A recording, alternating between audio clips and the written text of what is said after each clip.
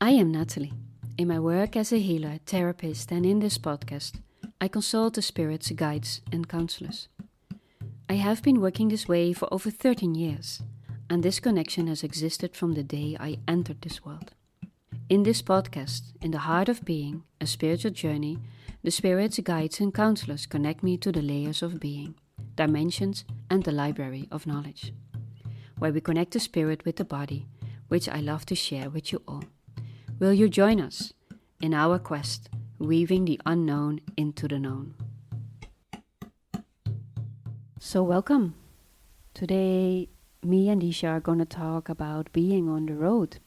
And being on the road is like being on the highway. Sometimes when we are in a foreign country and we are in our car, and we see all those beautiful lights and we're like, ooh, very excited. And the other part of the road, we see maybe a dark forest and we're like, ooh, we're not going to go there. Or perhaps some people really like to go there. But in the end, if we choose the sparkly side and we go there, we can find out that maybe it was not we thought it would be. It looks like plastic, or I don't know, the people are not friendly. We don't know. And if we take the other side, it can be one of the most beautiful experiences we ever had. So in the end, when we are on the road and we take an exit, anything can happen. Oh, yeah. It sounds like a video game. It does, in a way. I think our lives in a way, is a video game. But most people are like in the violence game. And that is. So which action do you take? Or do you like being on the road?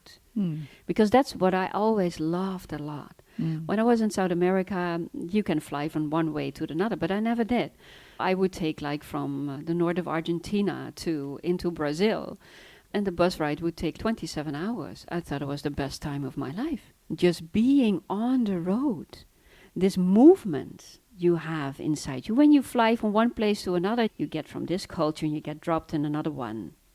Doesn't give you like the same excitement. No, I think you talk about the sense of adventure and not knowing what comes next, Yeah. which is wonderful. But what would you say to those of us who are not so adventurous, who like everything planned in life? You're missing out. Actually, you're missing out. There's so much to experience. There's so much to do. Not that it's not as an ego thing, but just to, look at how children, how they go into the playground, see the swing, like, ooh, and then they see something else and like, oh, I'm going to do that. And they get overwhelmed, and then you get them home and they're really full of excitement. But when we grow older, most people say, oh, no, I think that's scary. I say, no, perhaps you should try. Do you think that affects our creative expression? Yeah, because when you keep on walking the same path, and it's not that it is bad walking the same path, but it will give you the same result day after day after day. And then most people get bored. And when we get bored, like our creative capabilities just shrink. So what you're saying, in essence, is that it's important to bring external stimulus, a different external stimulus in our life. We should make an effort, if it's not happening already, to have that in our lives so that we can have some different experiences. But actually it can be very small, because even if you're very attached to how you do things, perhaps tomorrow when you're on your bicycle or in your car, you decide, you know what? Today I'm going to turn left instead of right. In the end, you will turn right again because that is where you need to be. But just do it for a second. Just see what happens if you just take another route. It will get you to the same place, but you will have a different experience. Interesting. So we sometimes think that we have to do big things to make a change, but actually it can be very small things. Perhaps you always eat the cereal in the morning, and now you think, oh, I'm going to eat a mango. But it's a whole different experience, and something happens. You're still on the same road, but you took another part, just another part to experience it. And maybe the day after tomorrow you think, nah, No, mango's not my thing. I think I'm going back to the cereal. But you gave yourself a different experience and you got back onto the thing that works for you. So also by grassing in a way, just take another route, buy a book you would never buy just to find out how it would be just to read it, or play a game you would never do, or go into a store you normally not go to. We always believe that it has to be like, I need to move to a different country, then I will find my way, because when I live in a country where it is warm, then everything will be fine. For a while, yes, but after 6 months, it all will be the same. You will start miss the rainy weather, for example, in Holland. You miss the green, those beautiful trees, and anything can happen. And being on the road just means there's one road that is very clear. It's from the beginning to the end. And it's always there. It's like this thick thread that is always here. And we are the ones that, well, we put ribbons on it in a way, like a red one and a yellow one and a blue one. But this one is like this very strong current. Mm. And if we take too much ribbon of a certain kind, then in a way it's not that we block ourselves, but that we delay our progress in life. Does that matter? Yes, it does actually. Mm. It does. It does. Because you came with a certain purpose. Mm. And you will notice when you delay your progress, everything will start to, how you say that, become wary in a way. Hmm. Interesting. Can you elaborate on that a little bit? Because life wants to move forward. You want to evolve. Deep down inside, we all want to evolve. Mm. But most people get, because of where they grew up or what they have experienced, they shut down in a way. And when they do, they get stuck at a certain point. And then the progress just stops. Mm. And you can see that. You can see it in their eyes, for example. They stopped walking the road. So maybe the progress is not the right word to use, but you stopped walking because you stayed in a certain corner, because you thought it was comfortable, or you believed that you could not get out of it. There are a lot of things why you get stuck in a certain corner. It sounds like a perfect place. If somebody has that feeling, do you think that's also just the right place to start the next stage of their progress? Yeah. Well, first you need to acknowledge that you are in this certain Correct. Yeah. feeling, that you are in this certain corner, and even that everything is not feeling right, you're very comfortable in not feeling right. So you're like, I don't know, I think it's not, this suit is not very, it doesn't fit very well anymore, but it's the one I have. It's the one I have. And it starts itching and stuff like that. So you start noticing that it's not for you anymore. Interesting. So the awareness is arising a little bit that it's where you are or what you're doing or what you have is perhaps not 100% what you want, but then it's also a fight with your ego self, that to maintain the status quo and stay comfortable, or to go out and do something different, walk a different road. Yeah, to stay, especially staying comfortable. Yeah. Comfortable, because you have this, but what would happen if this would disappear, Yeah, oh my God. And then people get distracted and they get off the road and the progress ends. They stop walking. And the longer they are at this stage in their life, the more difficult it becomes. Can you describe what kind of emotions or feelings that one might be going through at this stage? One of the biggest one is lack. Mm. Lack of support, lack of recognition, lack of money, all those kinds of lacks. This is one big sign. And the other one is loss of energy. Feeling drained. Okay. Not waking up energized anymore, losing sight of life, which means not seeing the good things anymore, Mm. the beautiful trees, or the birds that sing, or your children that play. In a way, the system gets shut down. Mm. Yeah, you become bleak, in a way. Do you know what bleak? Yeah, bleak. Yeah, it doesn't. Well, we can describe English weather sometimes as bleak, but apart from that. Yeah. So actually you lose sense of life, zest of life. Actually, even talking about it makes me heavy. Yeah, You I'm become feeling very heavy, I'm heavy, feeling heavy, so heavy, heavy, drained heavy, heavy, already heavy. thinking about it. And my next question is like, no, I don't want to feel like this. So what do I do? So what do you do? When you are stuck for such a long time in this part, you thought you were very comfortable, you cannot jump because you're too attached. Mm. You can, but it will ask a lot of courage. And sometimes it happens. It happens when someone says, "Oh, I am so sick of it," and they turn everything around. So it does happen. Okay. Then they just make choices, and other people are like, "What did you do? What happened to you? Wow, this was courageous." And then they start thinking about their own life and said, "Okay."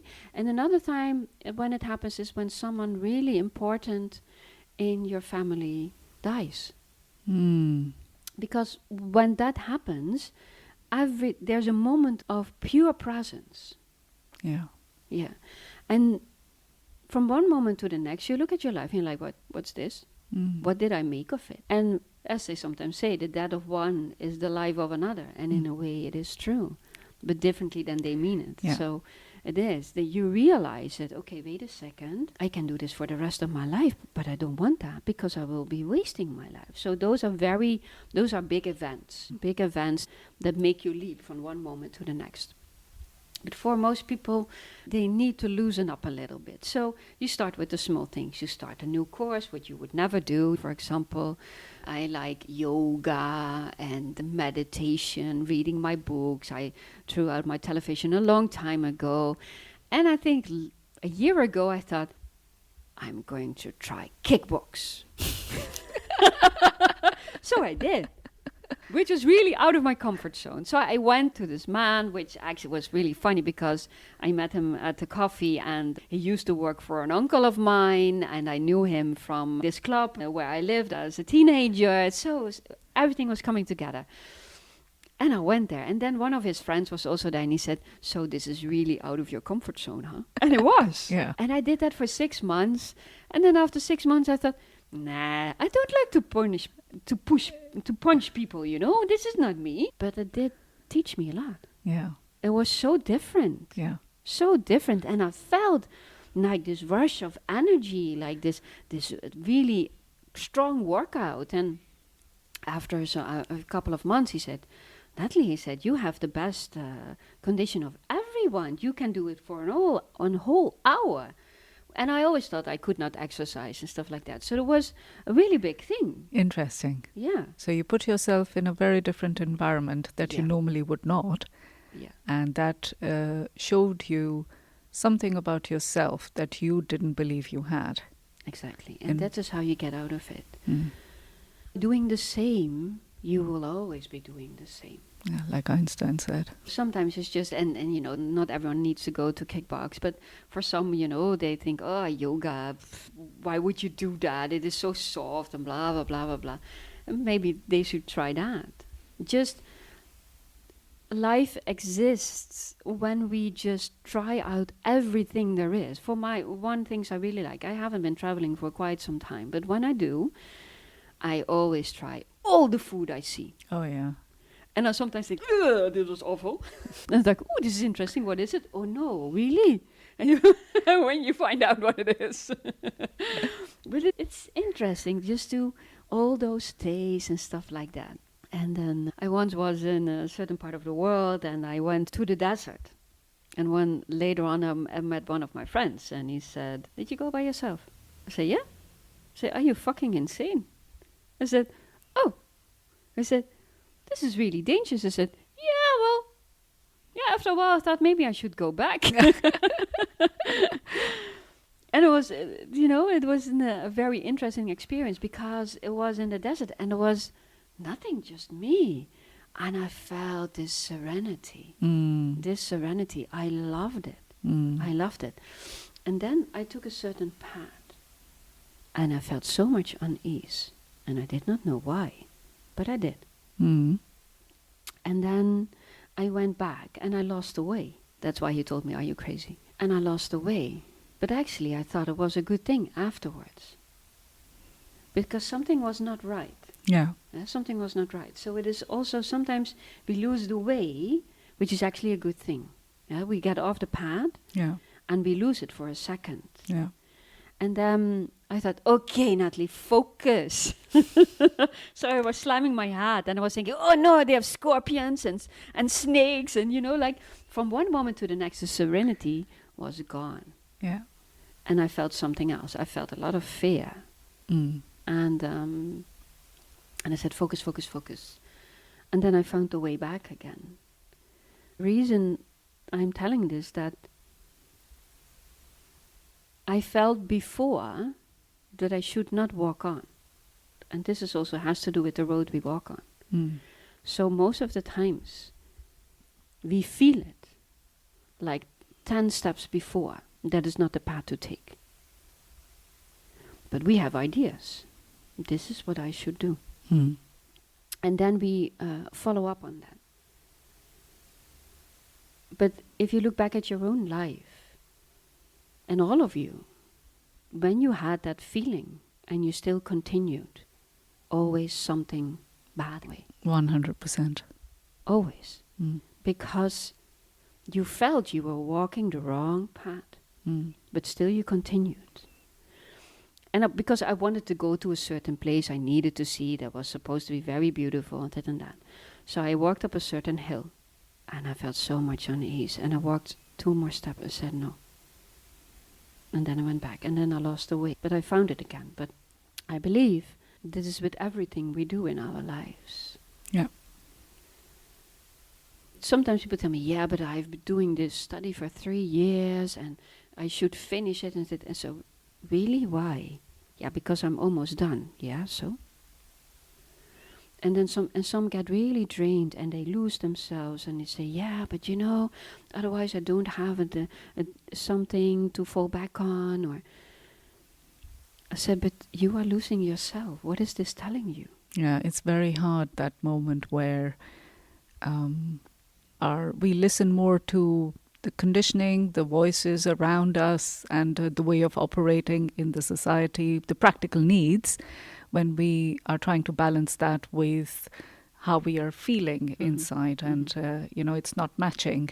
Yeah. So and we question that sometimes because we're like, oh, is this how I truly feel, or is this because I'm afraid of this challenge and maybe I'm trying to chicken out? But the thing is, and I was thinking about when you were talking, is like when we are on the road, it's like we feel the breeze in our hair. It's like you feel touched by life. It is such it's like someone is lifting you up. So you're saying that it's supposed to be easy. It feels like good and easy. Yeah. Yeah, that's why I was talking about that. You already felt 10 steps because I was enjoying it a lot. I loved it. I loved being there and I felt this energy and I felt alive.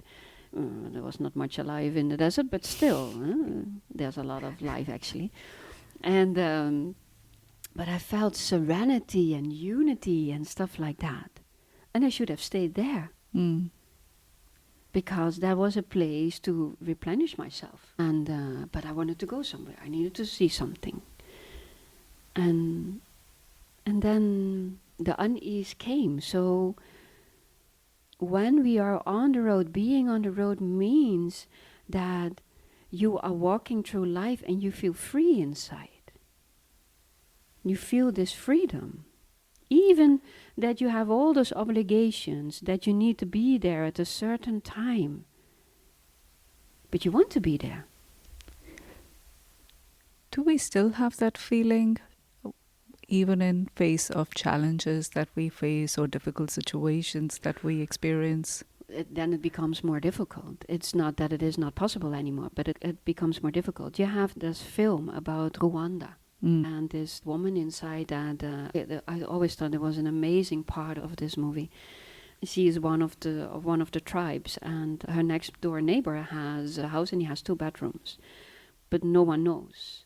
So he starts taking people in and he puts them in one of the bathrooms and he puts up this big closet in front of it so you cannot see. And then a man of the other tribe comes and says, I know that she is here. Where did you hide her? And he says, I don't know what you're talking about. And but she hears, all the people inside hear that he says that. It's based on a true story, huh? Actually. And she's there and she becomes angry. She becomes so angry, and she starts to get headaches. And she sees all those dictators, their faces on the wall. And she gets like this insight after a while. And she forgives him, which is a very, actually an enlightenment experience at that moment. And then she sees the faces of Gandhi and all the other peoples that were lifting our spirits, actually. And when she gets out and this man is in prison, she visits him. And they used to be in the same classroom together as children. And she says, I forgive you. And he starts crying. But the guard becomes really angry at her. How can you forgive him? But she could. You know, even if her road was so difficult, she did choose not to hate another human being. Because she also noticed what it would do with herself. Yeah. So those are very difficult times. Someone wants you to be gone of this world. Huh? How would we behave? Yeah, it's a very beautiful way of thinking, which I started practicing as well, which is that to think that I want to forgive somebody, first I need to question myself. Do I really want to live with this feeling of hatred? Is this Exactly. how I want to feel? Always.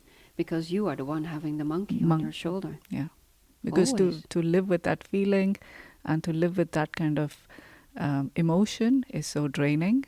It Is that it's self-preservation, really. It is, and you get off the path. You get distracted because you attract more of those situations in your life. Because it's such a big burden in your field, in your energetic field. The strong emotion of hatred towards someone else is filling your whole energy field. And most people don't even know that. It does. And it gives you a certain color in a way. Which means when you go into the street and you always take this route and you enjoy this route, a lot of crazy things can happen on the way because this is in your energetic field. Interesting. So actually you take yourself off the road that you need to be on by holding on to the grudge you have towards someone else. And I'm not saying it is easy because some people have the most awful experiences. Oh, no, yeah, I think it's, while I don't feel that we can compare experiences, everyone has their own challenges in life. Yeah. I do feel that in the end, there is an awareness that can happen that everyone is acting and behaving from the level of awareness and consciousness that they have. Always. And to expect somebody to do better than that when they're not ready is, in a way, setting ourselves up for disappointment. Yeah, and I sometimes also tell people when they come here and they said, yeah, but I did this in the past and we feel really bad about it, I'm ashamed and stuff like that. They said, now you know. Yeah. But then you had a certain awareness. Yeah. And you thought you were doing the right thing. Yeah. You know? So you cannot blame yourself for what you have done in the past. You can take responsibility Yeah. for what you did. And you can decide that in the road you travel now, that if a certain situation arises again, that you want to respond differently. If you do, you have to find out. Yeah. Because that we don't know. And yeah, so when we start living our life to the max, the road opens up. So with that, would you say that everything that we have done and everywhere we have been was, for that moment, the correct road to be on, to bring us to where we are? There is never a wrong road. Because we always say, yeah, this is the wrong turn. Well, in the end, you will get at the destination you need to be. It was not the wrong turn, it was a different turn. So even with the experience we had, there were not wrong decisions. At that moment, it was the right decision. It was not something that you need to linger on, because life wants you to move forward and expand and develop and experience and live, truly live. Even if you live in a very difficult situation, then still, what is inside of you is inside of you. This is your responsibility. And you know, when you grow up in a war scene, for example, which is a very difficult situation to grow up in, even then, the only way to be with it is to be here and now. Here and now. And then after a while, when you get out of it, you need to work on everything that it has done to your body. Because you did experience it, even if you are in the now. If you are in the presence, you did experience it. So it needs to be out of the body. Yeah. It needs to be out of the field. But to get through is to be. To be inside as much as possible. As much as possible. Because there, it is always bright and the light is always there. But our fear of taking the wrong path, making the wrong choice, is actually the thing. I wanted to say that kills us. It's a very heavy word for me. Yeah. But it's actually the thing that ends our true calling in this life. Next time, me and Anouk will talk about the layers of being. The ones I mentioned during the intro of the podcast. The layers of being are connected to the levels of consciousness, for we will talk about the I, the we, and the being consciousness. We as humanity are changing, we are evolving, and we are expanding our consciousness beyond our comprehension yet. But more about that in our next episode. If you have any questions, you can leave them on Spotify or your own favorite podcast app. And if you're interested in having a session with me, the spirits, the guides and the counselors, face-to-face or online, you can find us on natalienevely.nl or on Instagram in the Heart of Being. Thank you for listening. See you next time.